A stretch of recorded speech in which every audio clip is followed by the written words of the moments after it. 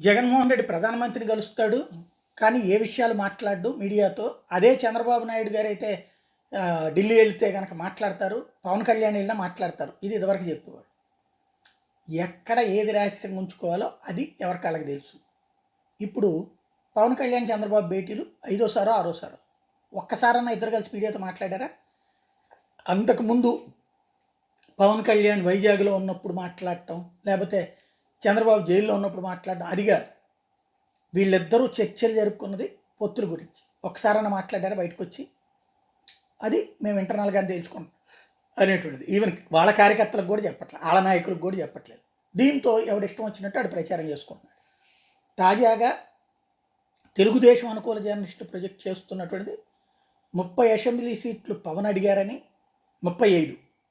అంటే ఇక్కడ విషయం ఏంటంటే చంద్రబాబు నాయుడు 25 ఇస్తానన్నారని, 25 అసెంబ్లీ సీట్లు, 4 ఎంపీ సీట్లు ఇస్తానన్నారని, పవన్ కళ్యాణ్ 35 అసెంబ్లీ సీట్లైనా కావాలన్నారని ప్రస్తుతం జరుగుతున్న ప్రచారం. ఇందులో వాస్తవం ఎంతో మనం ధృవీకరించలేం. బట్ తాజా మీటింగ్ తర్వాత ఇది. ఇంకోటి, భారతీయ జనతా పార్టీతో పొత్తు సంగతి ఏదో తొందరగా తేల్చమని చెప్పారు అన్నటువంటి మరో పాయింట్.